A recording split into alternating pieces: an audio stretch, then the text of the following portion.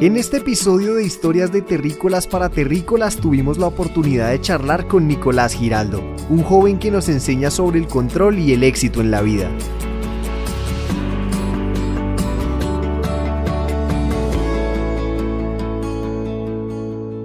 Bueno, Nicolás Giraldo, bienvenido a Historias de Terrícolas para Terrícolas. Gracias, Jan.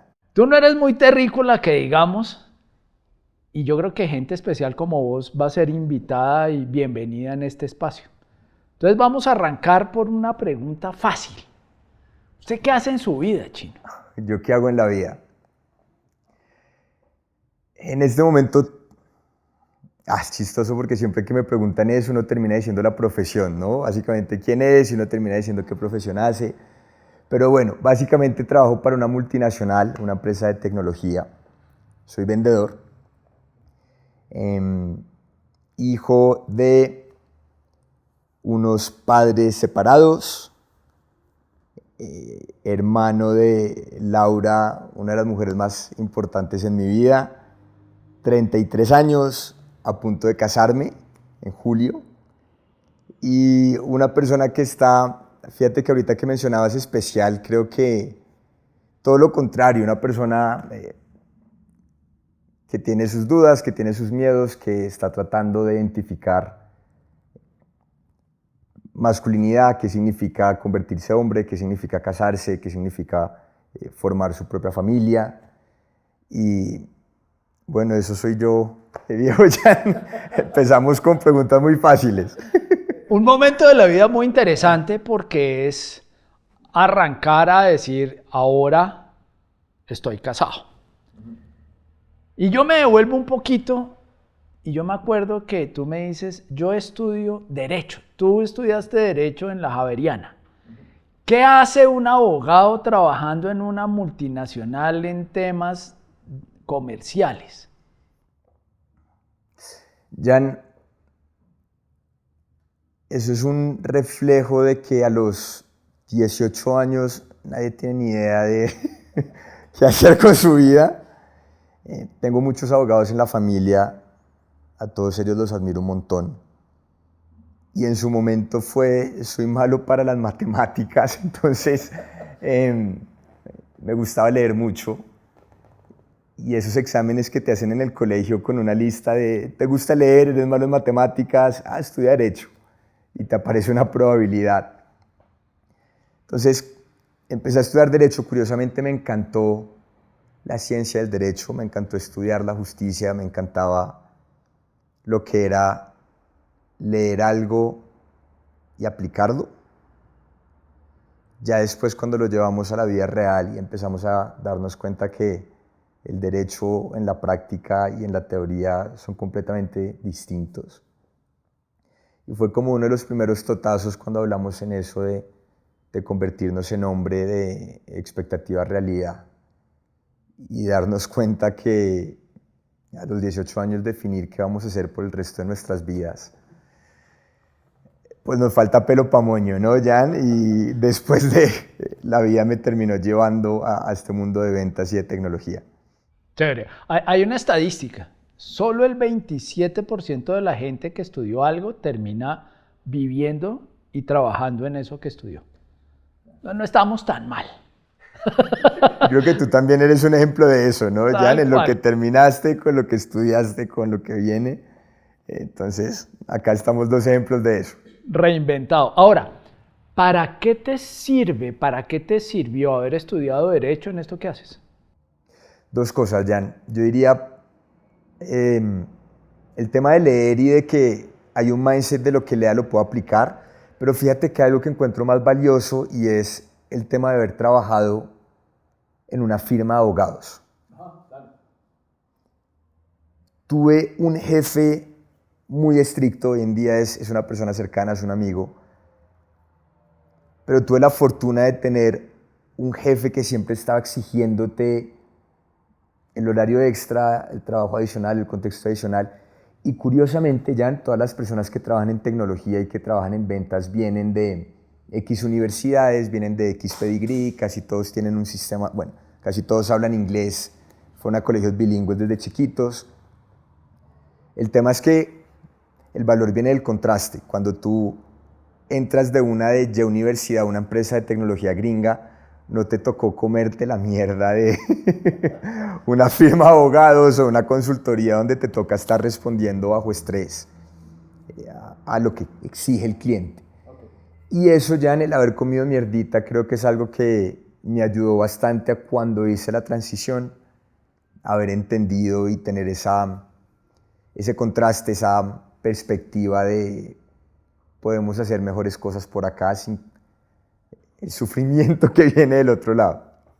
¿Cómo pudiste poner en perspectiva esa comidita de mierda, no quejándote, sino entendiendo que eso era parte del proceso? Volviendo al tema, Jan, de leer mucho, en su momento,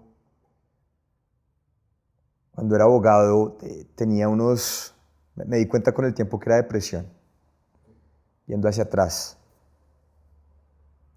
Y cuando estaba leyendo me encontré un autor, se llama Tim Ferriss, que decía esta frase que la trato de aplicar todos los días cuando tengo mis ataques de impostor, que todavía los tengo, y es, si una persona menos inteligente que tú ha logrado algo más valioso de lo que estás haciendo, tú lo puedes hacer también. Y en ese momento, cuando yo era abogado y veía muchos clientes que decía, venga, de verdad no son genios.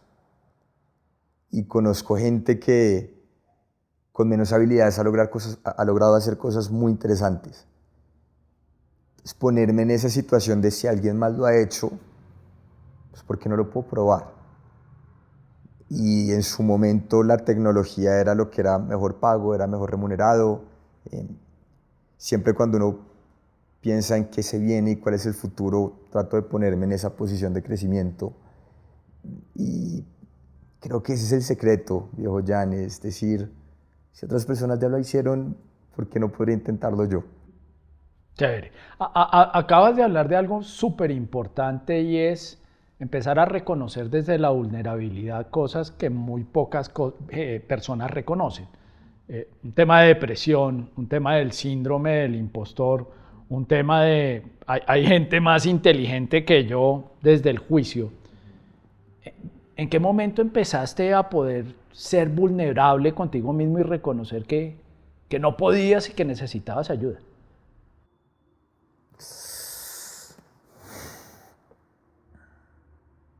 Creo que constantemente, Jan, tenemos esa vocecita interna que nos dice, puedes hacer las cosas mejor y siempre puedes hacer más. Tú ya me conoces, Jan, hemos ido a terapia y constantemente me estás poniendo en perspectiva. Pero hay un momento donde uno se cansa de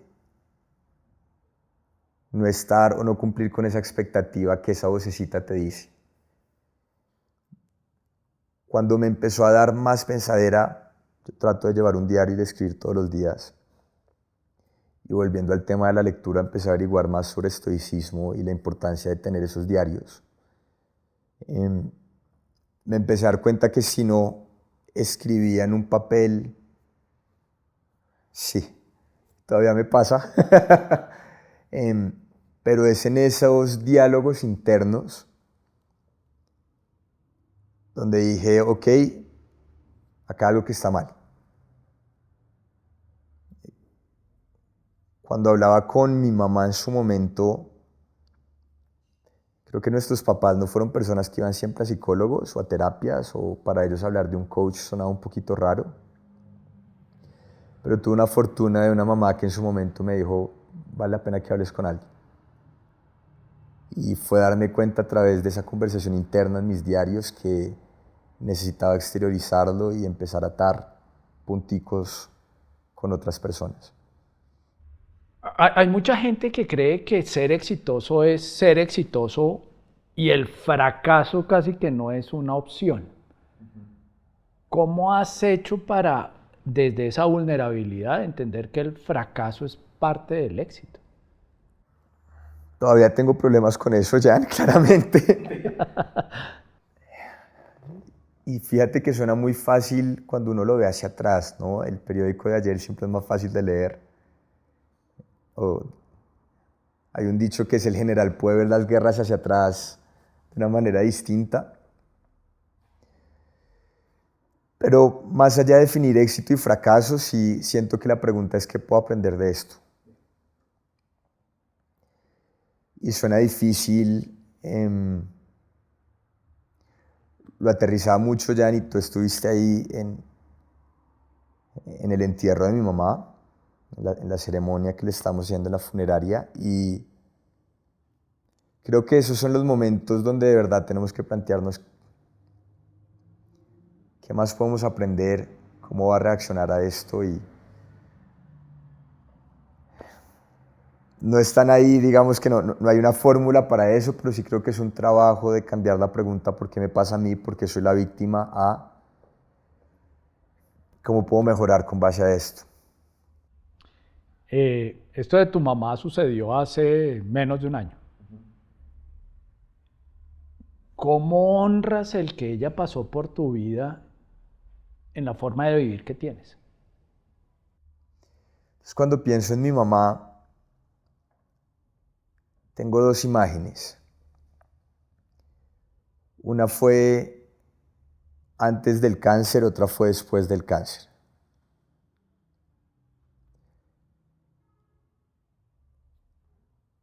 Lo que logré hacer en mis ejercicios de hablar conmigo mismo y de mi diario fue cuáles eran las cualidades que más admiraba de ella.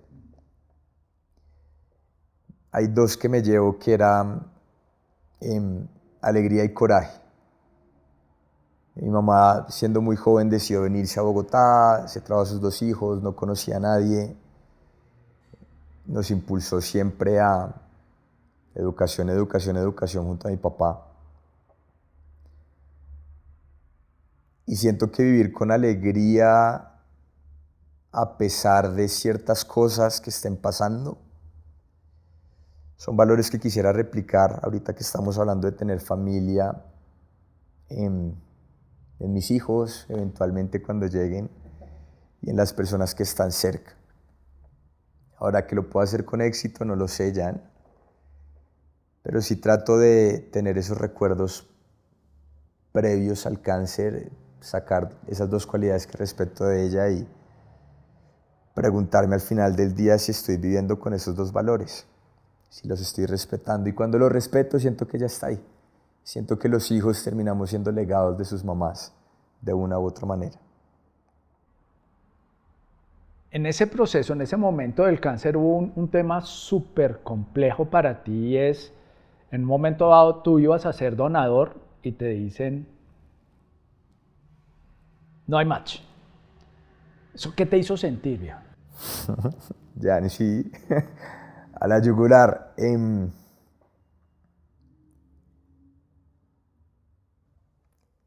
Aterrizar las cosas que no están en mi control. Frustración, rabia, injusticia. Pero creo que una enfermedad ya en ese es, sobre todo de tu papá o de tu mamá, cuando llega, o de tu hermano, de tu hermana, de tu círculo más cercano, creo que una enfermedad es la mejor enseñanza del poco control que tenemos al final del día. Entonces, para responderte la pregunta es, cuando llegan estas emociones, es decir, lastimosamente no puedo hacer nada. No lo hay. Y obviamente, repito, hacia atrás lo puedo ver así. En su momento, cuando me llegó la noticia, era muy distinto como tomé la noticia. Pero si empiezas a ver estos patrones, y seguramente no va a ser la última vez que me llega esta moraleja de esto no lo puedes controlar. Y yo creo que ahí empieza a cambiar la perspectiva de lo que es dramático de verdad y las tonterías que nos pasan en la vida que las dramatizamos. Hay un cambio de perspectiva cuando estás cerca a la muerte,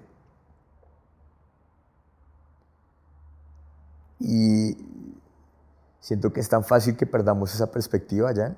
Es tan fácil perder esa visión de qué es lo importante, qué vale la pena y qué no. Y si es algo que incluso mi futura esposa, cuando estoy en mis ataques de no llegué a la cuota, me van a echar, Pepito me dijo esto, o debía haber dicho esto al frente de... Pero sí es fundamental tener eso a raya y en balance, decir que de verdad es importante, que es algo que nosotros nos inventamos. ¿Y para ti qué es importante? Entendiendo que la importancia cambia con la edad y empiezan a haber cosas importantes de acuerdo a la evolución que tenemos. En este momento, ¿qué es importante para ti? Jan, yo he encontrado en lo que hago una especie de... A ver, siento que el mundo de ventas o los comerciales terminan siempre en ventas por cosas de la vida. Nadie va a la universidad queriendo ser vendedor. Y en países pobres como América Latina, las ventas le abren la puerta a personas que de pronto no tuvieron el privilegio de ir a educarse de una manera muy formal. Siento que en ventas cualquier persona lo puede hacer si le mete ganas, si le mete perrenque. En este momento de mi vida le apunto mucho a educar a vendedores. Me gusta hacer eso, me gusta liderar con ejemplo y al mismo tiempo tratando de formar una familia y apuntándole al matrimonio, que cada vez creo que somos menos los que le apuntamos a eso. Pues por primera vez pasa uno de ser el que juzga al papá y el que decía, es que listo, cabrón, ahora sí estás al otro lado, vamos a ver tú cómo lo haces. Pero tratar de vivir con esos valores con los que me hubiera gustado que me hubieran educado. Creo que esas son las dos cosas que en este momento considero importantes. Hay algo que mencionas y es que mucha gente minimiza el tema de ventas, el tema comercial, y entonces es como si el vendedor fuera menos. Y como el vendedor es menos, entonces la única forma de ascender en la carrera es ser jefe de vendedores y se meten como en una carrera de ratas para ver quién es el que sobrevive. Yo estoy en absoluto desacuerdo con eso porque para mí la venta, más allá de tener una carrera, es una competencia de entender la necesidad del otro y ver cómo la suplimos desde una perspectiva distinta. ¿Cómo haces tú para ser mentor de esa gente dedicada a vender? Pues ya en algo que me ha servido un montón desde que empecé, digamos, trabajando contigo y terapia contigo, es entender muy bien qué juego estoy jugando. Creo que el peor de los mundos es uno participar en un juego en el que no sabe qué reglas hay y a qué le está apuntando. Siento que en Colombia y en América Latina, siendo una sociedad tan jerárquica, es fácil tú querer jugar el juego del estatus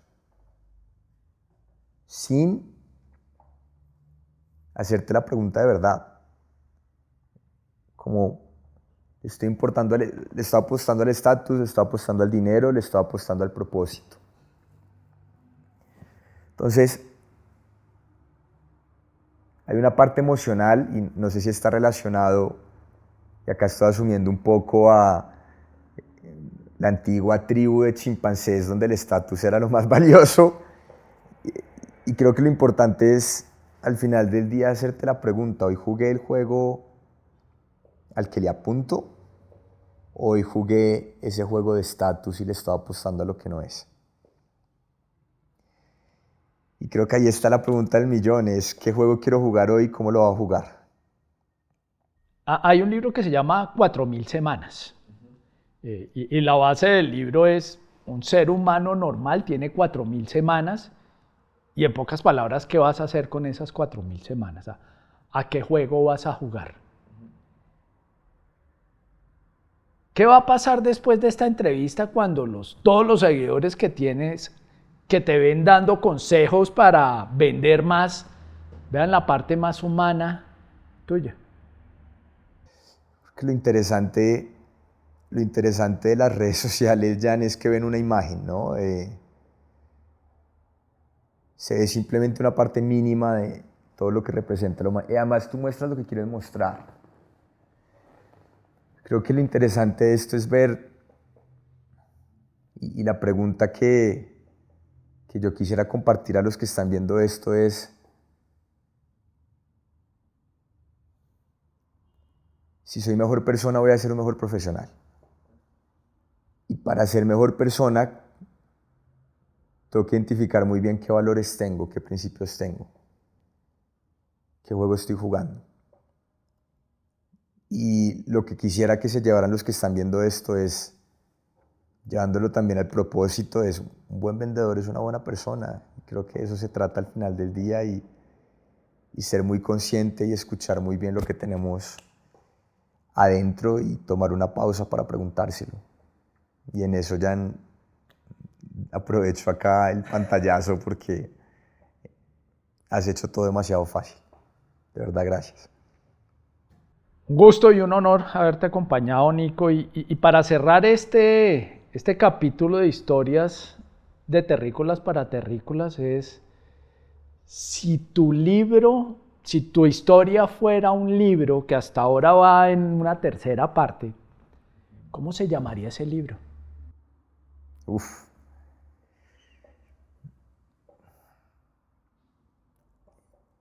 Ahorita, Jan, algo que me quita el sueño es cómo soy más consciente de las personas que tengo cerca. Creo que es la primera vez en mi vida de ser muy consciente de qué permito que me influencie y qué no. Creo que en este momento, si tú me preguntas cómo se llamaría el libro, es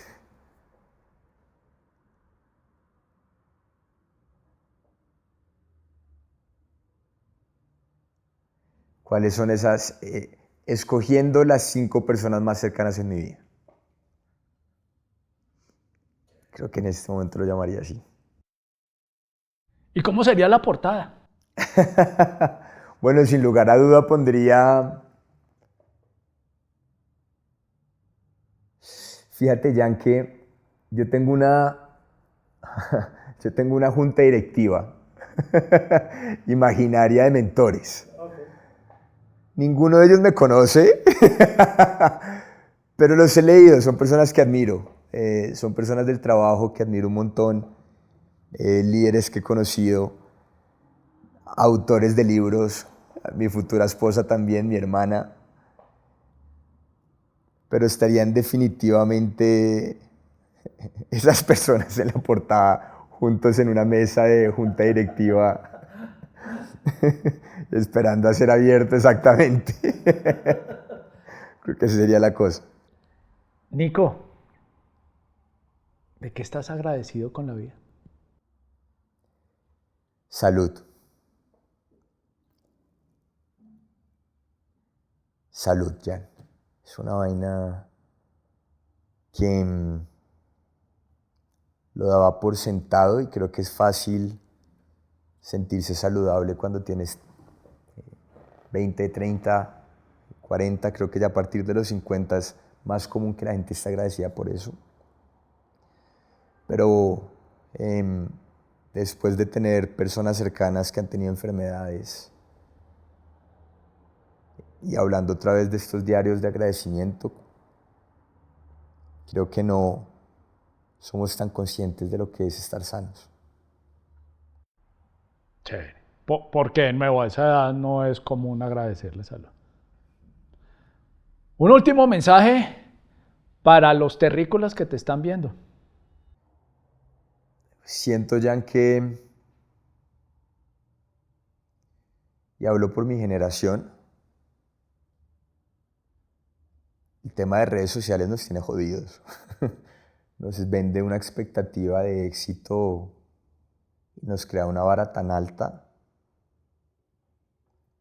que cuando esa expectativa no se cumple con la realidad, nos empezamos a cuestionar muchas cosas.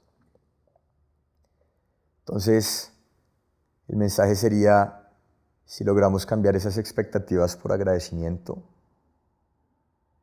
tenemos una realidad interna muy diferente, y esa sería la invitación a las personas que estén viendo esto, que tengan menos de 35 años, que se lo pregunten. ¿Se están comparando con expectativas que no siempre son reales, o pueden cambiar esa expectativa por agradecimiento de lo que tienen y pueden disfrutar hoy en día? Viejo, gracias por haber estado en este espacio. Esta es tu casa y seguimos en contacto para siempre. No, Jan, gracias a ti. Sé que primero eres un crack haciendo preguntas. A veces llego a estas sesiones y digo, qué mierda, ¿por qué esto no lo hice solo? Pero felicitarte, Jan, porque sacas unas cosas y haces que uno encuentre muchas herramientas. No sé cómo lo haces, tienes un superpoder ahí de Harry Potter muy vasto, pero agradecerte por lo que haces. Y sé que en tu oficina tienes un mensaje que es que me encuentre el que me necesita. Estoy parafraseando. Dios mío, que quien me necesite me encuentre. Y muy agradecido que de verdad me hayas encontrado. Y muy agradecido que me hayas abierto la puerta y que logremos trabajar juntos. De verdad que tienes un impacto muy fuerte y que seas muy consciente de eso, Jan, porque es muy grande. Gracias, Nico.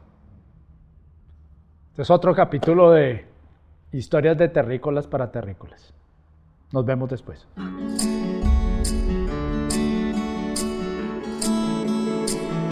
Esto fue Historias de Terrícolas para Terrícolas.